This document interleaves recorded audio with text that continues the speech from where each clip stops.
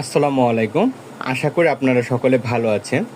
তো বাংলাদেশের 64 জেলায় সকল উপজেলায় ফ্যামিলি কার্ড শুমারি তথ্য সংগ্রহ ও সুপারভাইজার পদের যে পরীক্ষা বা ভাইবা হচ্ছে, এটি কিন্তু লিখিত পরীক্ষা না, শুধুমাত্র ভাইবা এবং ব্যবহারিকের উপর ভিত্তি করে প্রার্থী নির্বাচন করা হচ্ছে।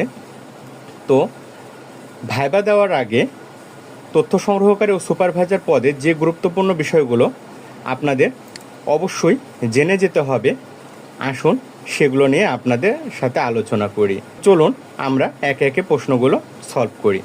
তার আগে আপনারা যদি আমার চ্যানেল নতুন হয়ে থাকেন, তাহলে এখন ইউটিউবে স্মার্ট গভর্নমেন্ট জব বিডি এই চ্যানেলটি সাবস্ক্রাইব করে বেল আইকনে ক্লিক করুন, যেন গুরুত্বপূর্ণ ভিডিও সবার আগে দেখতে পারেন। প্রথমে যেই প্রশ্নটি আছে সেটি হলো ট্যাব কি। উত্তর: ট্যাব হলো একটি বহনযোগ্য টাচ স্ক্রিন ভিত্তিক কম্পিউটার যা তথ্য সংগ্রহ, সংরক্ষণ ও প্রেরণের কাজে ব্যবহৃত হয়। শুমারিতে ট্যাব কেন ব্যবহার করা হয়? উত্তর: দ্রুত, নির্ভুল ও কাগজবিহীনভাবে তথ্য সংগ্রহ এবং সহজে সার্ভারে পাঠানোর জন্য ট্যাব ব্যবহার করা হয়। ট্যাব চালু ও বন্ধ কিভাবে করবেন? পাওয়ার বাটন চেপে ট্যাব চালু এবং বন্ধ করতে হবে। টাচ স্ক্রিন কি? আঙুল দিয়ে স্পর্শ করে পরিচালনা করা যায় এমন পর্দাকে টাচ স্ক্রিন বলে। জিপিএস কি? জিপিএস হলো এর পূর্ণরূপ গ্লোবাল পজিশনিং সিস্টেম। এটি লোকেশন বা অবস্থান নির্ধারণ করে থাকে।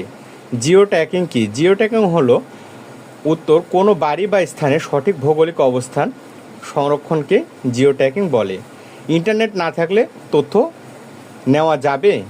উত্তর হলো হ্যাঁ, অফলাইনে তথ্য সংগ্রহ করা যায়, পরে ইন্টারনেট সংযোগ পেলে সার্ভারে আপলোড করা হয় যদি অ্যাপটি অফলাইন সমর্থন করে। 8 নম্বর প্রশ্ন বলছে তথ্য কিভাবে সার্ভারে পাঠাবেন? উত্তর: ইন্টারনেট চালু করে অ্যাপে সাইন ইন বা আপলোড অপশন ব্যবহার করে তথ্য সার্ভারে পাঠানো হবে।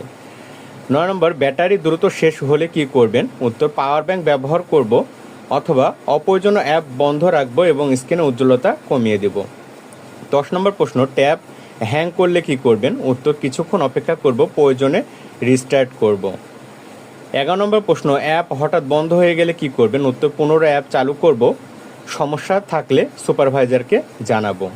12 নম্বর প্রশ্ন ভুল তথ্য দিলে কি করবেন? উত্তর: সম্ভব হলে সঙ্গে সঙ্গে সংশোধন করব এবং প্রয়োজন নির্ধারিত নিয়ম অনুসারে সংশোধনের ব্যবস্থা নেব।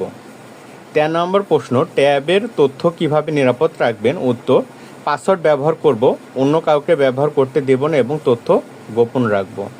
14 নম্বর প্রশ্ন ট্যাব চার্জ কত শতাংশের নিচে নামতে দেওয়া উচিত নয়? উত্তর: নির্দিষ্ট নিয়ম থাকলেও সাধারণত 20%-এর নিচে নামতে দেওয়া উচিত নয়। এরোপ্লেন মোড কি? উত্তর: এটি চালু করলে মোবাইল নেটওয়ার্ক, ওয়াইফাই, ব্লুটুথ প্রয়োজন অনুযায়ী বন্ধ হয়ে যায়। ওয়াইফাই কি? ওয়াইফাই হলো উত্তর: তারবিহীন ইন্টারনেট সংযোগ ব্যবস্থা। 17 নম্বর প্রশ্ন মোবাইল ডেটা কি? উত্তর: সিমের মাধ্যমে ইন্টারনেট ব্যবহারের সুবিধা।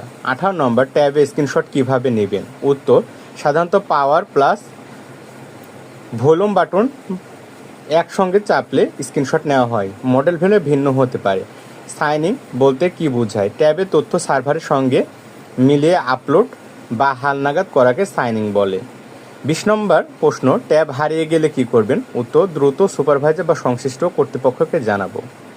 21 নম্বর প্রশ্ন তথ্য সংগ্রহের সময় যদি জিপিএস লোকেশনে না আসে তখন কি করবেন? উত্তর: খোলা জায়গায় যাব, জিপিএস লোকেশন চালু আছে কিনা দেখব এবং কিছুক্ষণ অপেক্ষা করব। 22 নম্বর ট্যাবে লোকেশন পারমিশন কেন লাগে?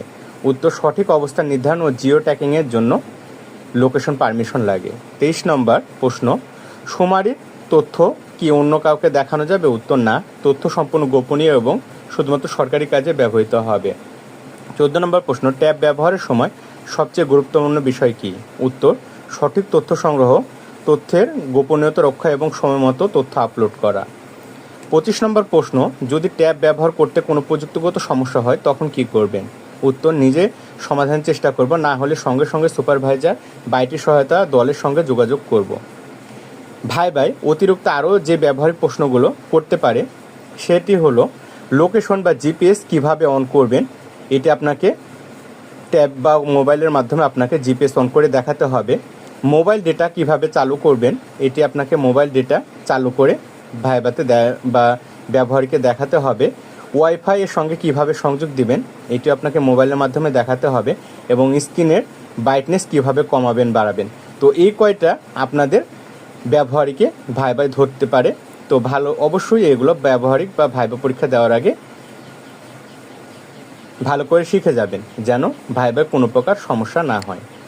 তো এই ছিল ফ্যামিলি কার্ড শুমারি তথ্য সংগ্রহকারী ও সুপারভাইজারের যে গুরুত্বপূর্ণ ভাইবা এবং ব্যবহারিকে প্রশ্নসমূহ।